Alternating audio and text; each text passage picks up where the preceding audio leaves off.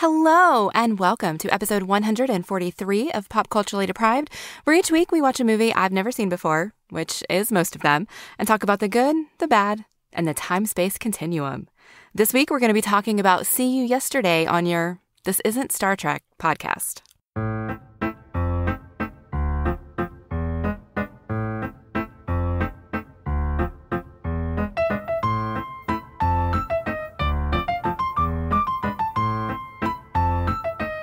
I'm Mandi Kaye, and you can find me on Twitter at Mandi Kaye. And I'm Matthew Vose. I'm at Matthew Vose on Twitter. Our guest this week is Connie Gibbs, managing editor of Black Girls Create, host of Time and Relative Blackness in Space, and the superstar who interviewed Christopher Eccleston at his recent New York Comic Con appearance. Connie, welcome to the show. Hi, thank you for having me. I have a lot of friends who are going to tease me about that superstar comment, but it's fine.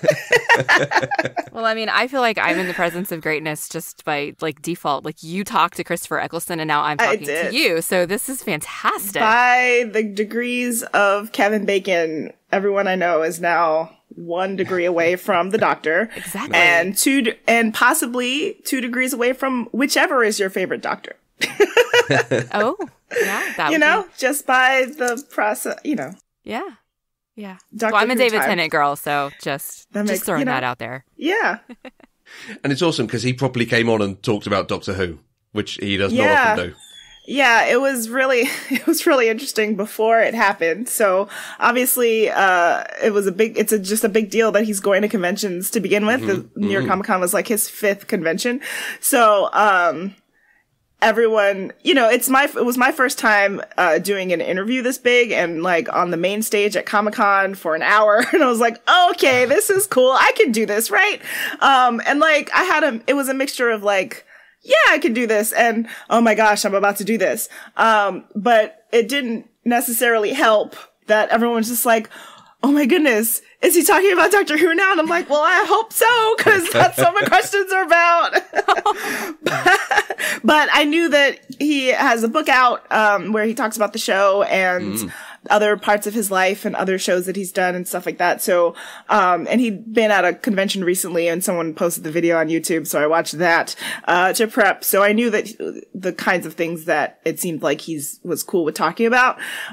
So I knew ahead of time, okay, I can ask him this question because he literally addresses it in this book that he's here to publicize. Nice. So that made it much easier. And he's really nice and engaging and hilarious. I wasn't necessarily expecting him to be as funny as he is. But the entire audience was dying at a lot of what he was saying. So he's really great. And it's really nice to know that someone you've watched on TV and maybe had a bit of a falling out with a thing that you really love is a good person. And that's not the reason why he's not a part of the thing anymore. So that was a relief, I guess. Oh, good. Awesome. Yeah, it was really good. And just the other connection, the reason that I started following you on Twitter and everything in a non-stalkery way, was because you were on the Black Lightning podcast.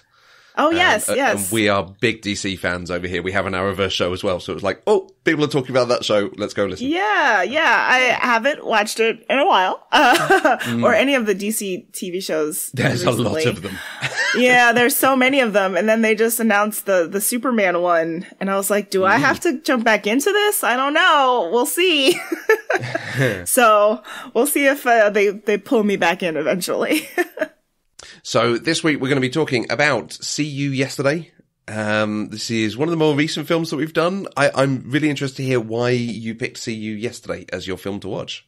I think when we were talking about it, it was a movie I think I'd recently seen when you emailed me, Matthew. And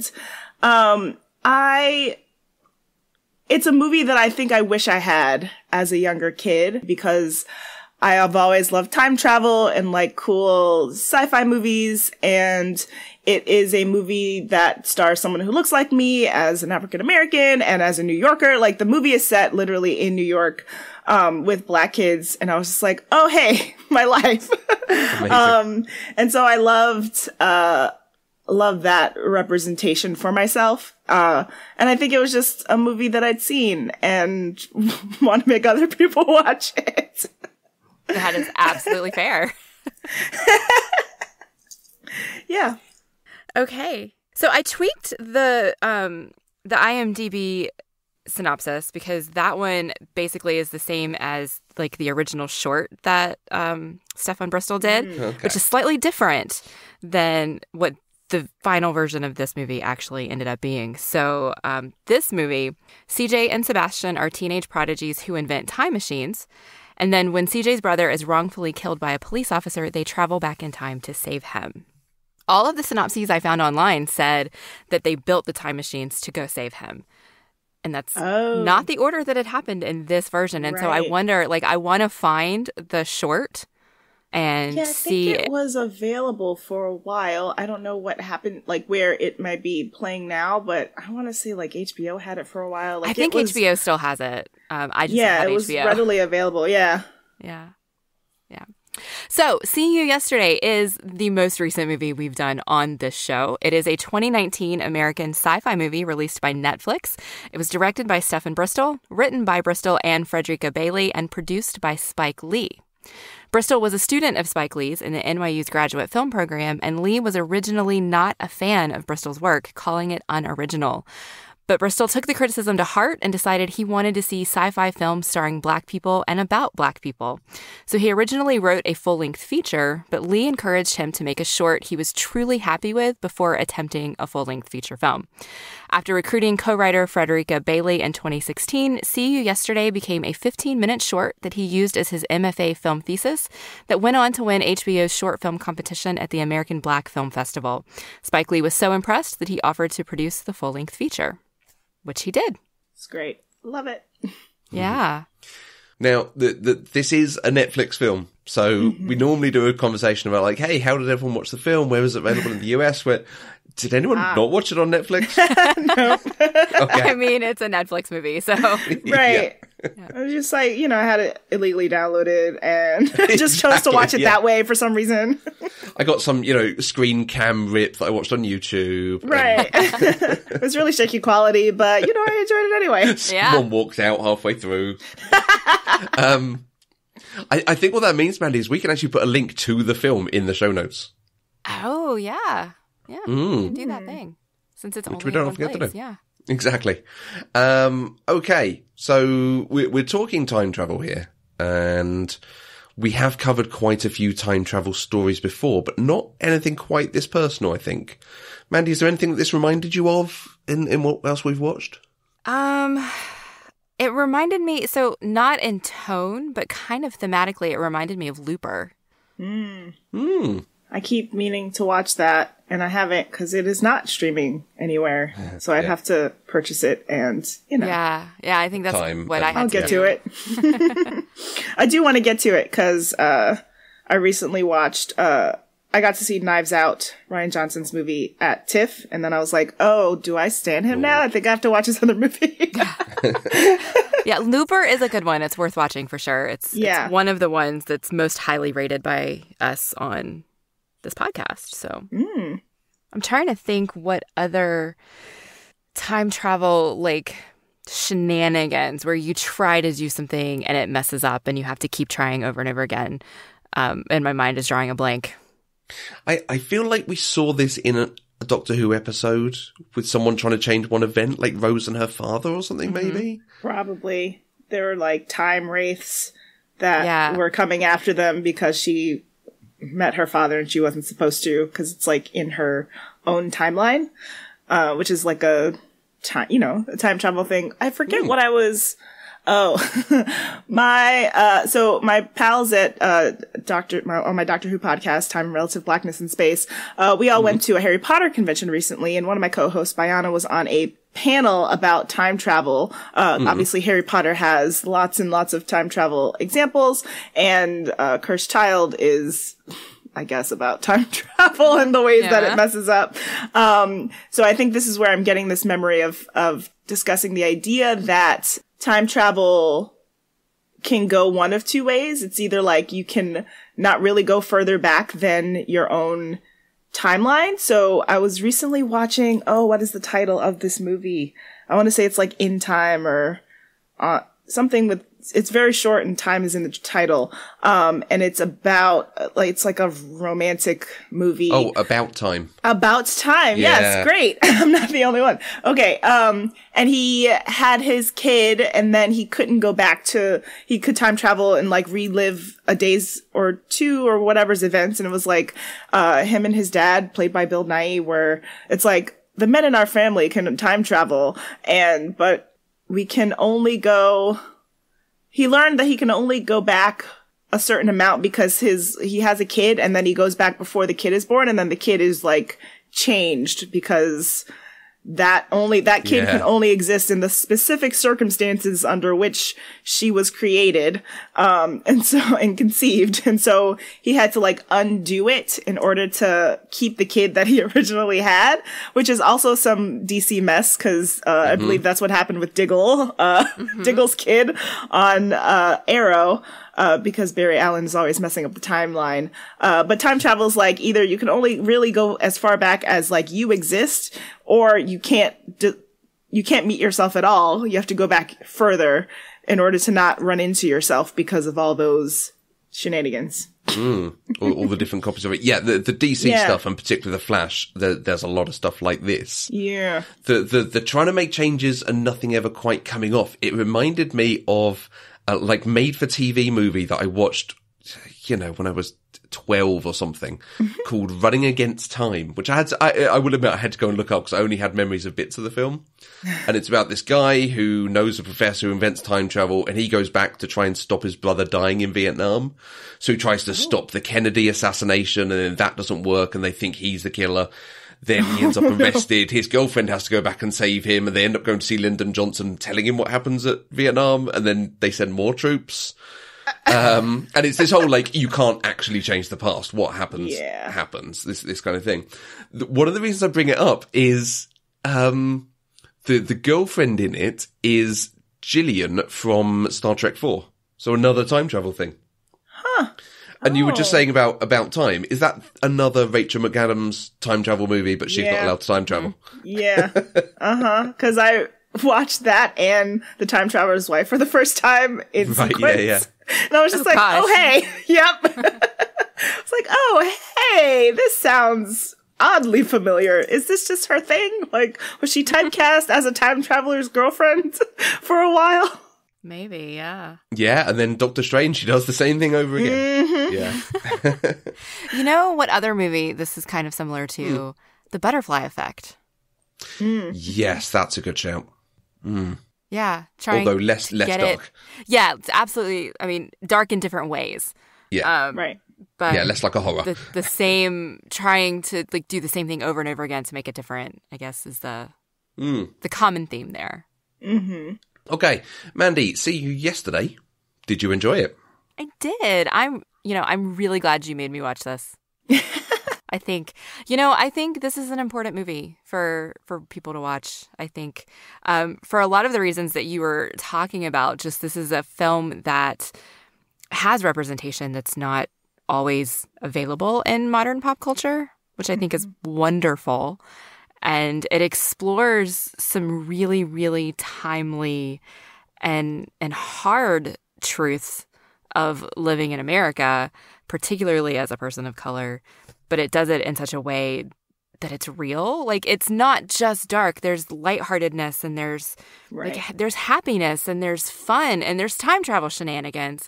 But you also still get to see the ramifications of police violence, right? Mm-hmm. And it's such a cognitive dissonance, but that's what life is like. Right. And I think that it works in that sense because in real life, we're subject to tragedy and awful news and stuff, but also we go see the latest Avengers movie. Right. Yeah. And still enjoy these more fun pursuits in life and joke with our friends and laugh with our family and stuff like that. So, I liked that. And also just like kids who deal with this kind of violence in their community and stuff like that, they watch sci-fi too. Like, it's not like everyone's living, lots of places in America are more segregated than I think we like to admit, but like we consume a lot of the same entertainment. So, kids who live in places that are subject to extreme police violence are watching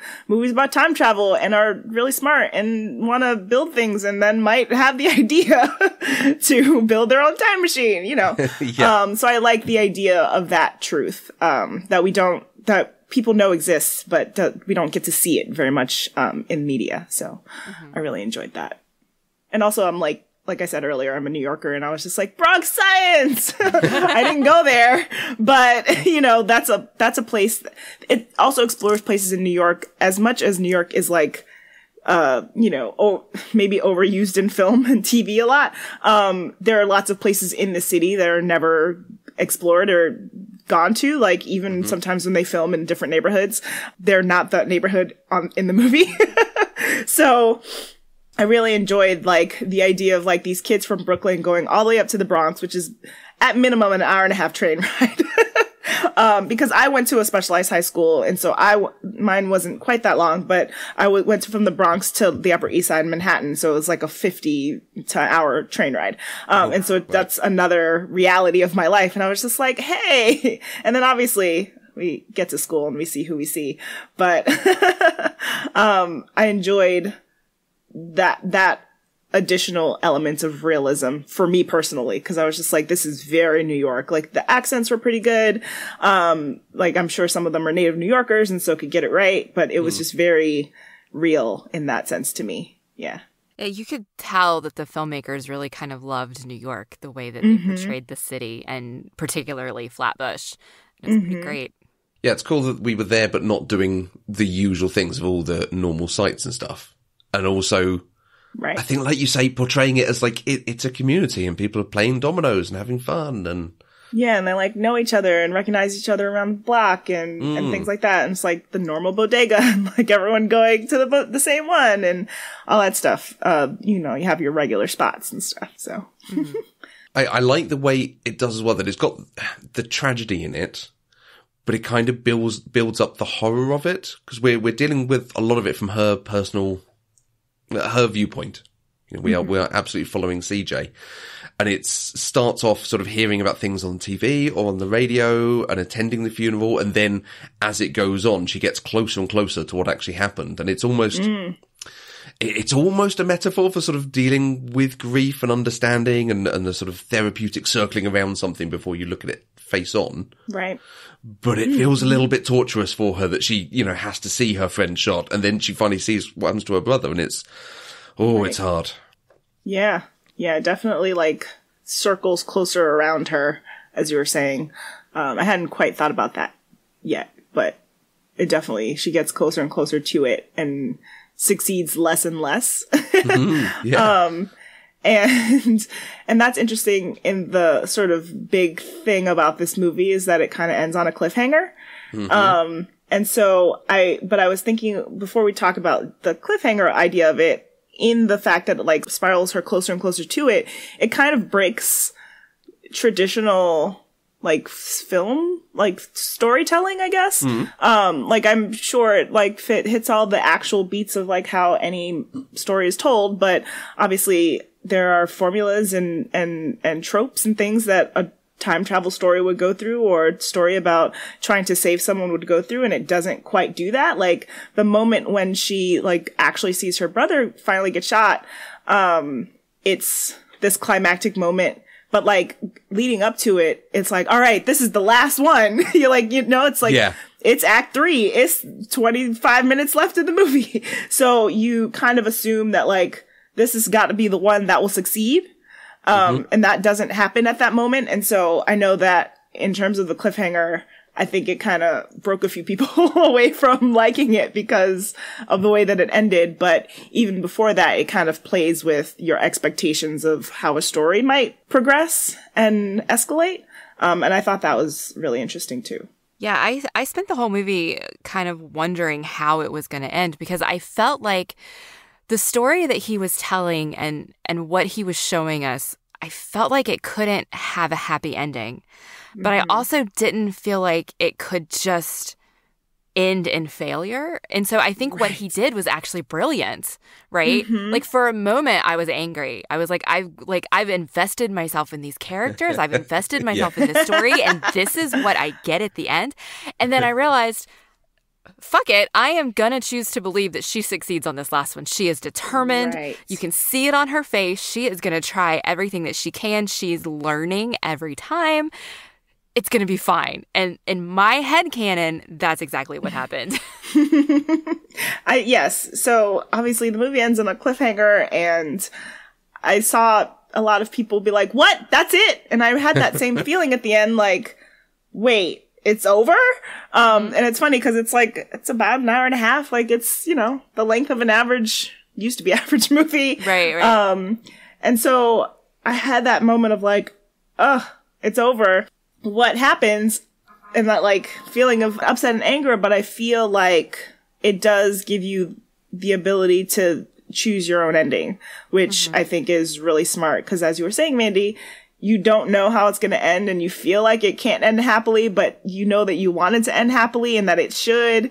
And I think both could work, and both are valid choices, but you just get to pick which one. Yeah. And I like that. I feel like your opinion of the film will absolutely rest on what you think, how you think that ending works. So if you like it, I think we've all gone, I get to choose what happens, or I get to think about it even more. But if you're into the film and it just finishes like that, and you go, no, tell me what happened. Tell me what happened now. I can tell you that if I had watched this movie 3 years ago before we started podcasting, and I was watching movies critically every week, I would have hated that ending. I would have been angry. But I think I have a larger appreciation for storytelling now than I did before. And I think that's why I can appreciate it, and I can see the logic in doing it. And that's why I'm okay with it.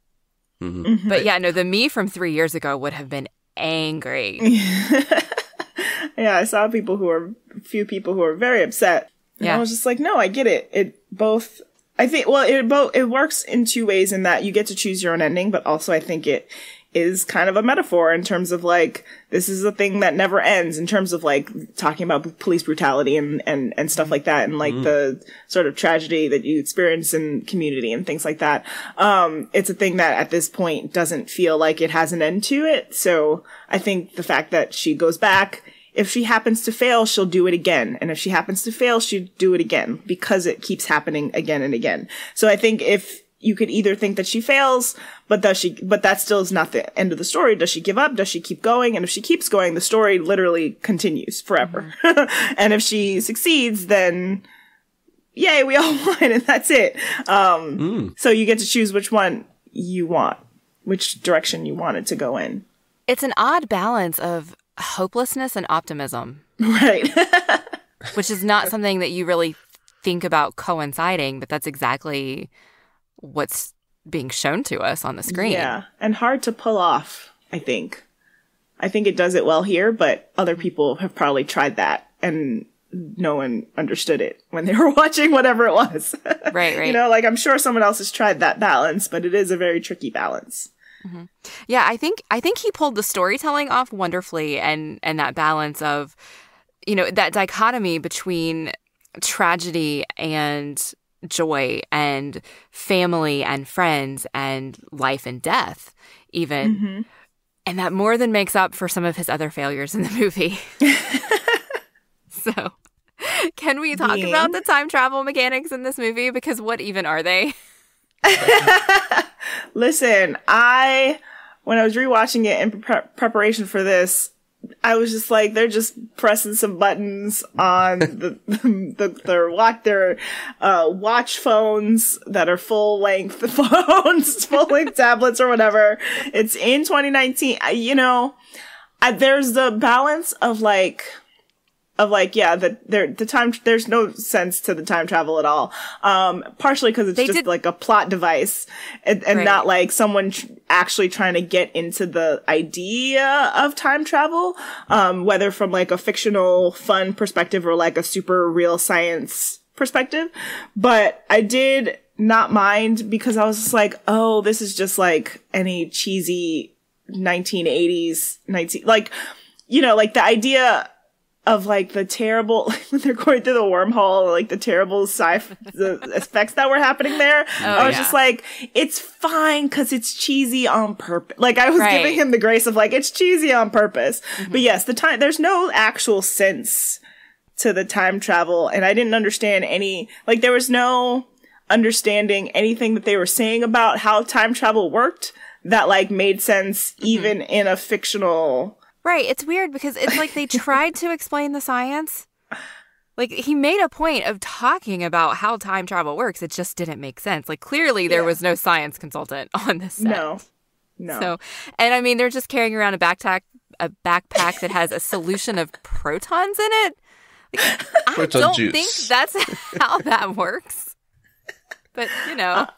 And also, like, the thing that took me out in terms of that, like, again, I was giving it lots and lots of grace. Yeah. But she said, zoom in. At the beginning of the movie, she says, zoom in, and she shows the camera, the CTV camera that they've, like, hijacked her arm to, like, show the whatever button she's pressing. But then he never zooms out. Oh. It was, like, such a small detail, and I was just like, he just never... Okay, it's fine. Like, I don't know how far zoomed in it was, and then she keeps talking, and then they, like, they try to disappear, and I'm like, that is still zoomed in to your wrist. It was a very small detail that I was just like, no. But it was quaint. You know, it was, like you said, grace. I think that's a great word for it. It's just giving him a lot of grace because it was a wonderfully executed story. In general, like what he tried to do, he succeeded in doing, and everything else is just details. But that's what we like to do on these podcasts, is talk about the details, right? Absolutely. I love it, to be honest with you. I really love that they're kind of, we're going to give you science. It's going to make no sense. But you know what? Time travel doesn't exist. So you can't prove me wrong. Which I think is what a lot of time travel movies and TV shows do. It's just like, but it's not real. So like whatever we say works in our world and you can't replicate it. Also, we can't tell you what we do to do time travel. We don't want you to do it. It's a bad idea. So we're going to tell you the wrong thing. Like obviously that's all part of the plan. And so that no one actually invents time travel because they saw it in a movie. They only hear, maybe it's like a perception filter thing. Like we only hear gobbledygook whenever they get it right. Yeah. Interesting. Yeah. So that was another interesting thing they did in this movie is I got really excited because I thought they were actually going to touch on the ethics of time travel. Because they did, I mean, they touched on it a little bit, even like right from the beginning when Michael J. Fox like brings it up. Like, what are you going to do with that kind of power? Like, you can't do that, right? Right. And then like Sebastian tried to bring it up a couple of times as CJ was just so focused in on her grief and wanting to fix it. But they just never quite dug deep enough on that. And I wish they had. And maybe this movie is not the right place for it, but I wish there was a movie that did that. Right. What I agree. And it does keep like getting nudged in there and then dismissed by CJ. And I do think that it's like if they didn't have this specific tragedy to like focus on, it would be more of a thing and more of a discussion. And I think that's also another good reason why the movie ends where it does, so that you don't have to either it's over, like if it ends and she saves both of them, then what? Like now they have time travel powers and what will they do? Like that is the next question. And so if she having to keep going, it's only focused on this one thing as opposed to the vast history of time that she has to play with, I guess. Yeah. And then like, maybe it'll break by the time she succeeds and then it's like, can't go back. And then it would be over and then they wouldn't have to deal with it anymore. Yeah. Because let's just think about that for a second. If she succeeds, then what they're going to end up doing is next year's Science Expo, they're going to show off the time travel, which means the world's going to know about it. The government's going to take it, and then the whole world's going to be a bigger dumpster fire than it already is in 2019. Exactly. So we're screwed either way. Exactly. And from an ethical viewpoint, it almost needs that Spider-Man thing of, like, when you have the ability they now have to go back in time, you don't go and fix a mistake like this, a thing that happens that is so fundamentally wrong, you should go and do that. That's what it's for, surely, more than anything else. So, yeah, right. I hadn't thought about it watching it, Mandy, but you're right. It would have been nice to have some of that conversation in there. Well, certainly more than they do. But they're trying to just keep it as a genre film and walk the middle ground, because it doesn't go into the kind of moral injustice of the police brutality like The Hate U Give, something like that. And it doesn't go into the depths of what does time travel actually mean. It is a genre film that's dealing with some social realities. Well, I think it's because it's CJ's story, right? And CJ is so, like, in her grief that she does not have space to think about the ethical ramifications of time travel, right? All she can see is, I can save my brother. Right. She barely has the wherewithal to think about the regular ramifications of time travel, much less the larger ethical ones. Like, we can't see ourselves. Oh, right, we can't mess with my ex-boyfriend. Right, we can't do this. Like, there are a lot of simple things that she just, and I do appreciate that they set up her temper in that way. So it's like every time she did that, it was frustrating, but, cause I know a few people who are like, man, she was really annoying. And I was like, I get it, but it is like part of her character. Like, it just was frustrating that she didn't quite learn from it until maybe the end, and we don't know. So maybe her character Joni didn't quite finish in that way for a movie, but I do feel like her character's impressively consistent throughout the whole thing, in terms of like her being dismissive of these ramifications and like having this temper that she can't quite control, and sort of, I guess, dealing with consequences of that, of not controlling it.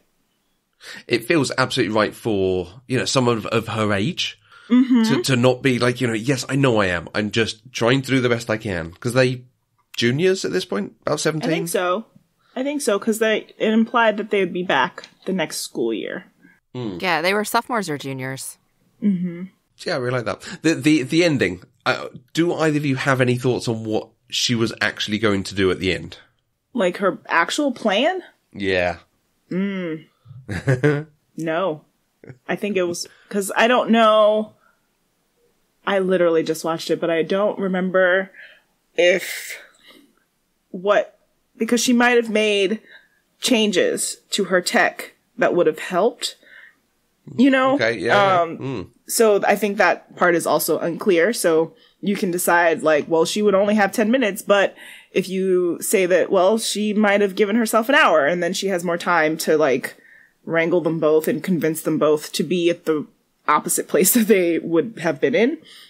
So could be anything. Yeah, I think it could be anything. It's sort of not infinite, but there are many possibilities. Because the normal thing in this sort of time travel story is like the thing she realizes she has to change is herself. She has to go and stop herself from ever doing it in the first place. That's kind of the normal thing.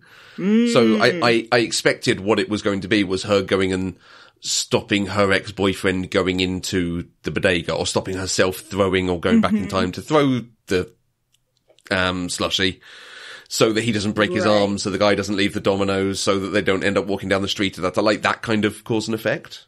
Yeah. But like you were saying, that's based on standard story beats, and this does not follow those. It sets up something very different. So yeah, but that would be that would have been I didn't even ever think about her like trying to stop herself.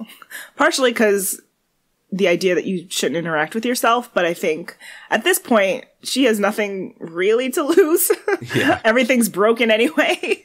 So I could imagine her going to herself and being like, girl, don't do this. This is a bad idea. And then trying to figure out how that would break everything, like break time travel. Like maybe she'll break the space-time continuum, but she might be reckless enough to do that, to try that as like a last-ditch effort. And then what happens?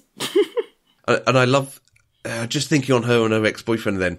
Like, I like the way they actually set it up. Although she's, really smart, really good at tech, and really into doing this kind of thing, she also has had a boyfriend and has a social circle and isn't just, closeted nerd in glasses who doesn't get on with anyone and just prefers reading. It's a much, broader characterization, and it works so much better. Yeah, I was thinking about that too. Just, she's cool. Yeah. She's like a nerd, and I think also it's interesting because we don't really see how she interacts at school, but like she goes to a school that is known, like it's a specialized high school for people who know that. And so it's like she's at a school with a bunch of smart kids already.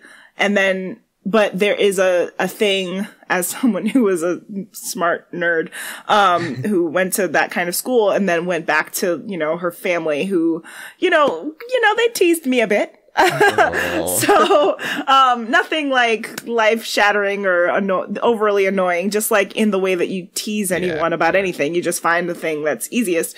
But it is interesting and good that she's this really smart girl nerd who lives in, the neighborhood that she lives in, and everyone's still like, no one's like making fun of her, like, oh, how dare you be smart, or, teasing her because she's a nerd. Like, she's cool. She's got this temper. She's out walking around. Like, there's no, like you were saying, like, uncool closet in, hanging out by herself kind of situation. I guess Sebastian gets a little bit of that, but at least it's not both of them dealing with this, like, oh, no one likes me.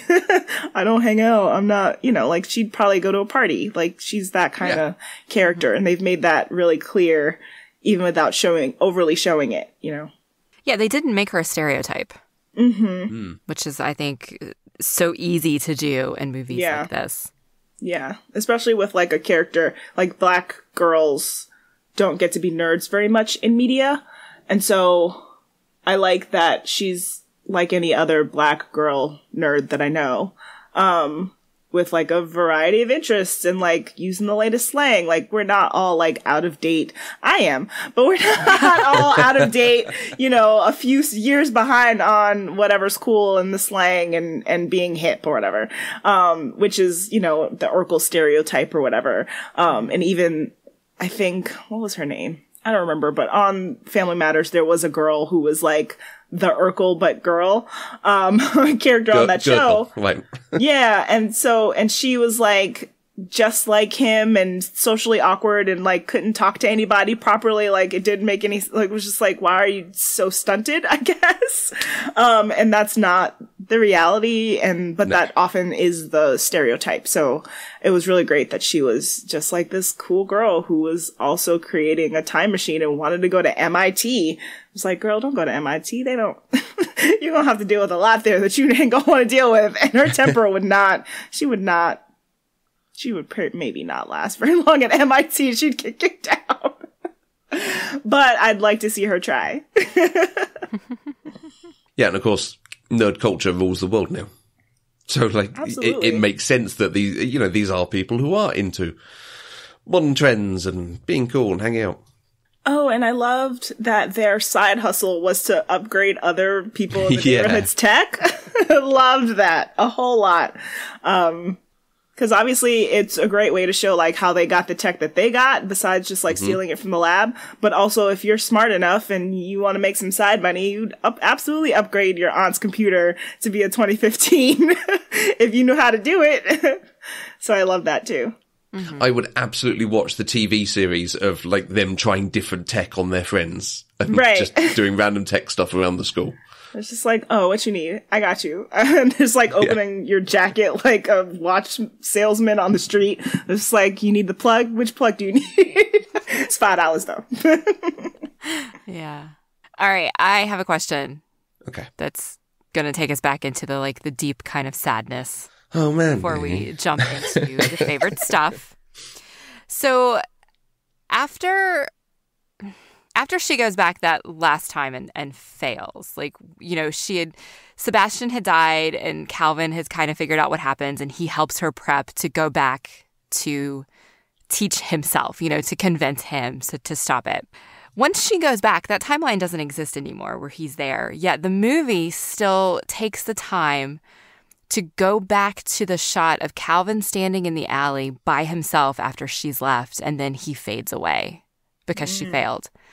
Why did the movie do that? I think it's a really good cutaway because the only other thing you could go to, or you'd have to continue in the scene with what are the repercussions of what's just happened. This gives us like, okay, this is really bad. This is really sad. This is, you know, a lot of tragedy. And then we can move into her feeling that tragedy.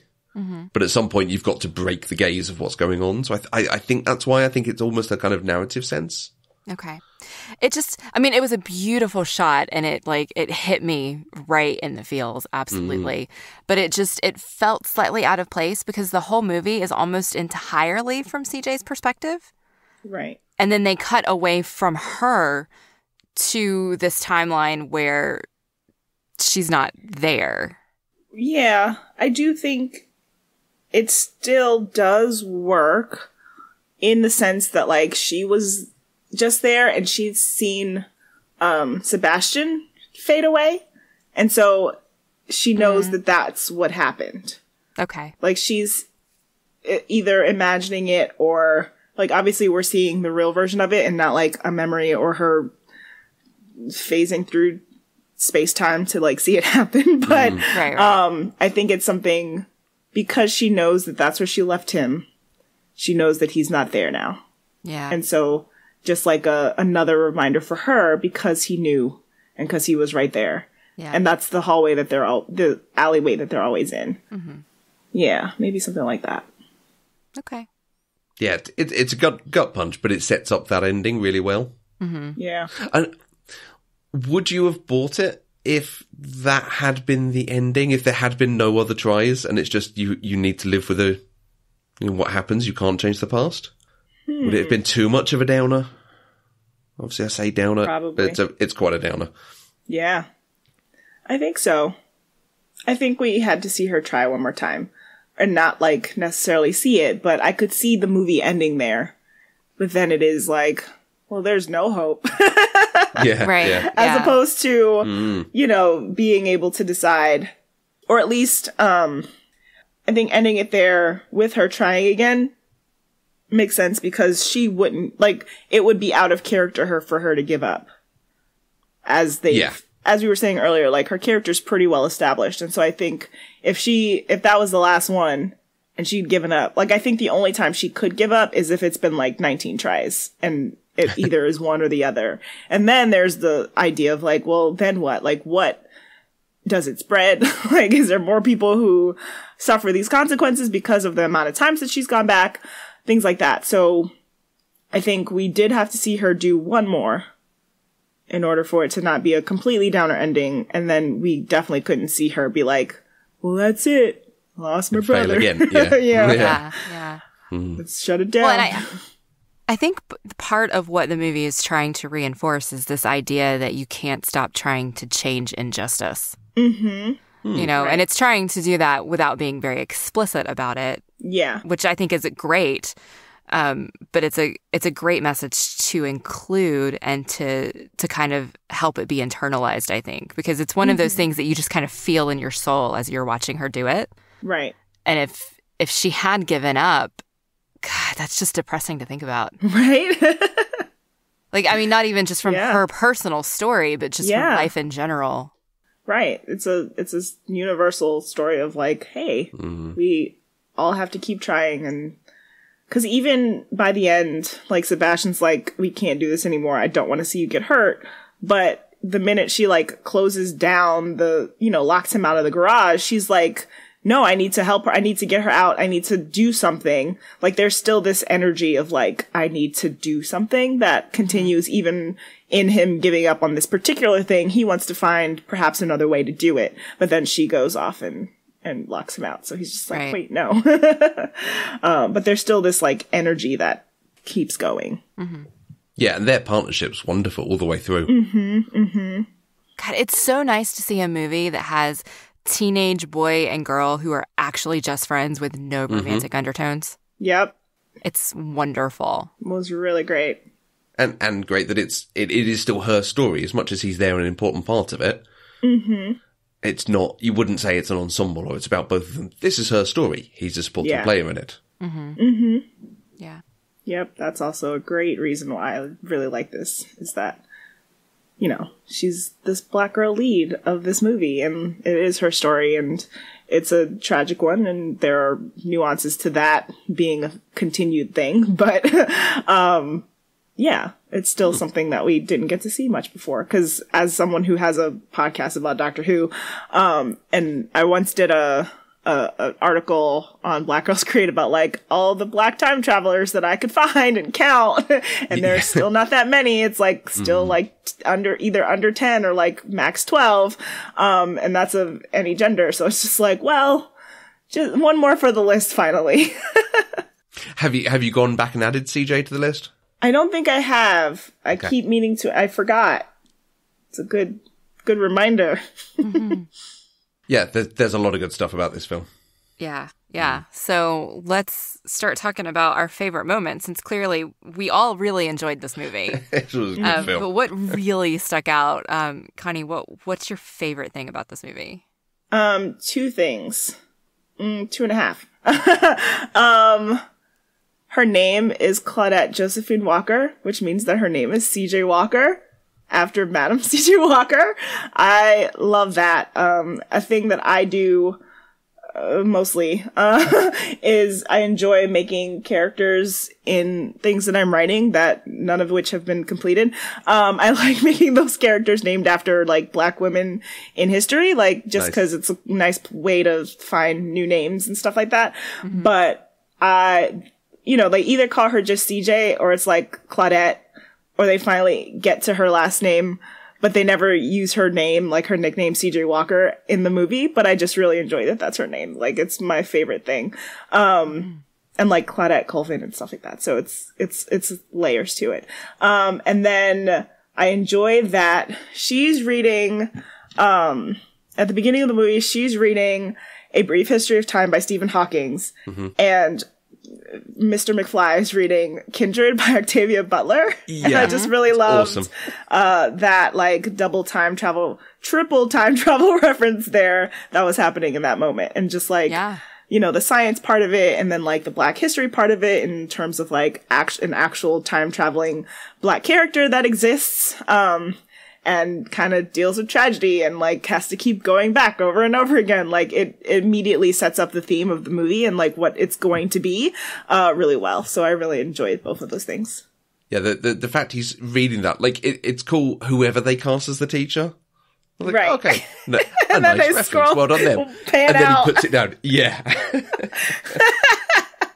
They pan out and it's Michael J. Fox. And I remember before I'd seen the movie, I'd seen like a GIF of someone had put a GIF up of Michael J. Fox either talking about the movie or like something about it. And I was just like, wow, they got Michael J. Fox to promote this movie. And someone's like, no, Connie, he's in it. I'm like, what? Amazing.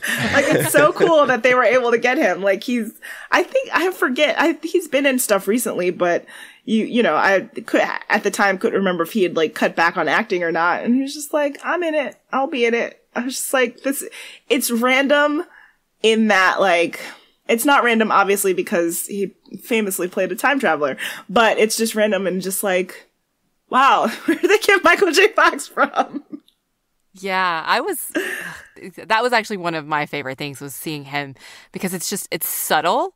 Like, it's super meta, obviously, because like you said, we're starting with the books, you know, The Brief History of Time, and then Kindred, and then we see his face, and then he gets the Great Scott quote. But the movie doesn't linger on any of it, right? It's not like, hey, look at what we're doing, wink, wink. It's just, that's it, you know? And I thought it was like kind of brilliant. He comes back later. Yeah.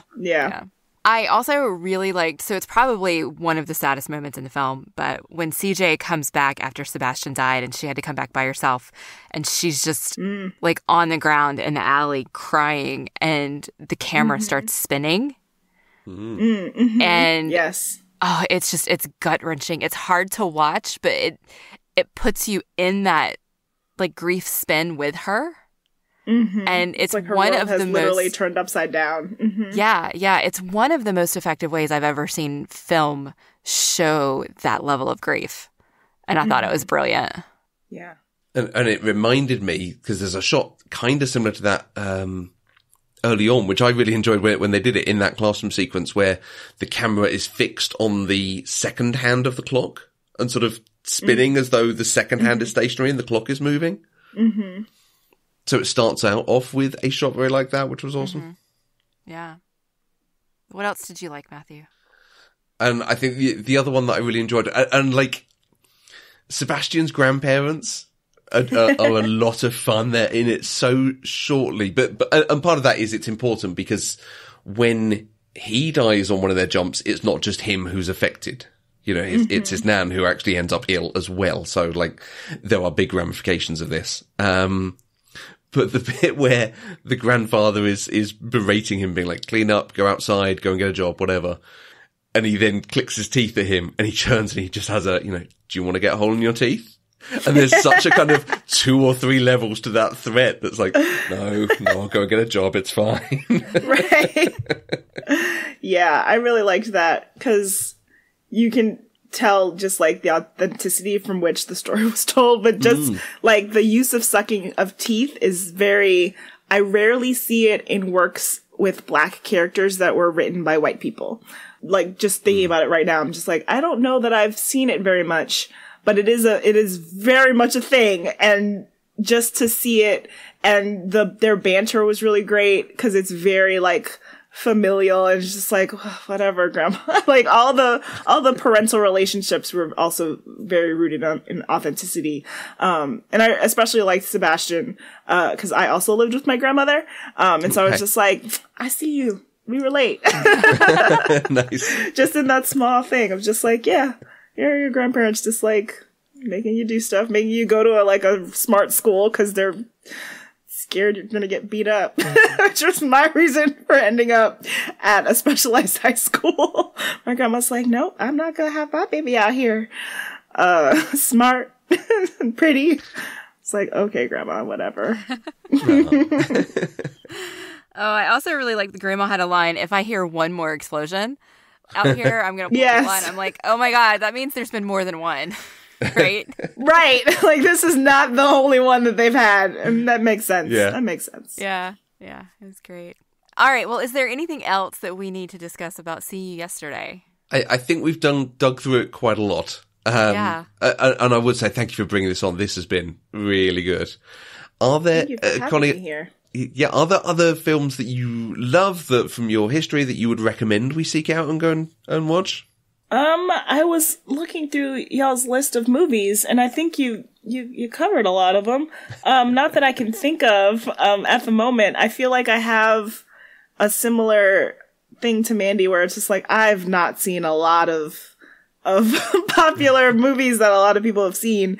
And so, I'm not as dedicated as Mandi in getting to them. But in terms of like, oh, let me put it on display on a podcast. But yeah, there's lots of pop culture things that I think I missed, that will slowly get to, especially as they stream more and more. Like I've watched Pulp Fiction a few years ago and I was just like, oh, I get it now. It's just like, now you understand the rest of society. Yeah. I recently revealed to some friends that I haven't seen Avatar: The Last Airbender. Partially, it's not streaming. I would have gotten to it by now, but it's not streaming anywhere.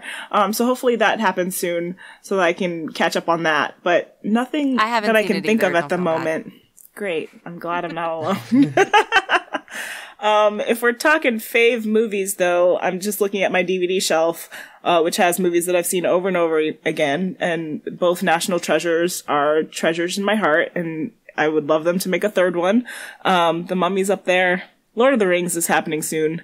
A rewatch of the extended editions. Those are probably just a few of my faves. I love all of those movies. So I feel like you and I just have this like very similar fandom thing going on. It's awesome. Yeah. I love it. Yeah. It's so funny. Sometimes like pictures come up of like, oh, I saw this thing at this convention or got a photo of this person. I'm not sure who's posting it until I check because you both have such similar styles with it. Oh, that's funny. Yeah. Was there anything you saw in Toronto that was particularly good? What's coming up that we can oh my can look forward gosh, to? Knives Out is so good. So I already love a murder mystery.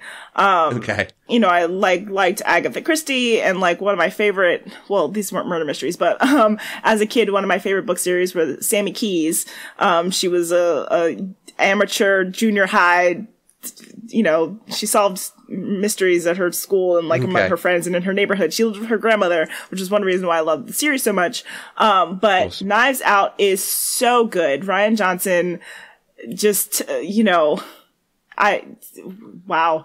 It's a really well crafted story that like has lots of twists and turns, and it's like I really don't want to say too much about it because of the twists and turns, but basically it's this like wealthy family, and the matriarch, who is this very famous murder mystery novelist, he dies, and you have to figure out how he died. Like, did he get murdered by one of his family? Because obviously he has a will, and obviously some shenanigans with the will happen. And, you know, you have to figure out who may have murdered him among his, like, very wacky family. Chris Evans is in it. Lakeith Stanfield's in it. Like, it's an all-star cast. Okay. Yeah, wow. Toni Collette, Toni Collette's in it. Michael Shannon. Is in it. It's literally stacked. Like, I couldn't even start naming them all because it's so stacked. And it just, it's hilarious, which is not something you expect when you hear murder mystery. Or like, Chris Evans. Right, exactly. But it is hilarious and really smart in terms, like, it's firmly set in 2019.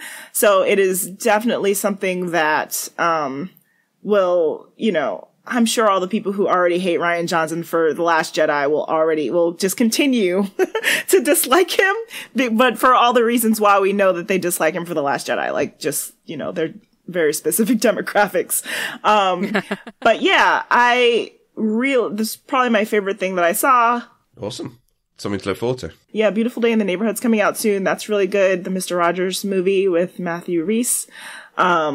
That's really lovely. It's just lovely. It's just like, oh yeah, Mr. Rogers was great. And then, you know, thinking about, you know, family, and obviously it's coming out around the holidays and stuff. So those are two really good ones I can think of right now. All right. Well, I'll keep an eye out on those. Yeah. All right. Well, if you would like to join the conversation, you can use the hashtag PCDeprived on Twitter. You can find us on Twitter, Facebook, and Instagram at Eloquent Gushing, or you can send an email to podcast@eloquentgushing.com. Connie, it's been a blast having you on. Thank you so much, and thank you for bringing a great film with you. Yes, thank you for having me. I'm so glad I get to talk about this. I've been waiting for someone to let me talk and talk and talk about See You Yesterday. So thank you for letting me do that. Anything that comes up, you're more than welcome to bring it on with us. Where can people find you? Where can people find your work? Mostly at Constar24 on Twitter and most places. You can see previous writing that I've done, including my review of Knives Out, at constarwrites.com. Those are probably the two best ways to find me, yeah. Excellent. Thoroughly recommend a follow. Pop Culture Deprived is 100% funded by listeners like you through Patreon. Anything you can give, even $1 a month, it gives access to exclusive content, extra merch, bonus shows, and all sorts of exciting stuff, and helps to support the network. If you want to find out more, visit patreon.com/eloquentgushing. And we will be back next week with another episode where we are going to talk about Hello, Dolly. Until next time, I'm Mandi Kaye. And misogyny is a noun defined as the hatred of, or contempt for, or prejudice against women, while misogynistic is the correct adjective you're looking for to describe you as someone who professes misogyny. Oh, we didn't even talk about that part. Right. So that good. was also great. Like, she just spouted that out. I was just like, I can never. So good.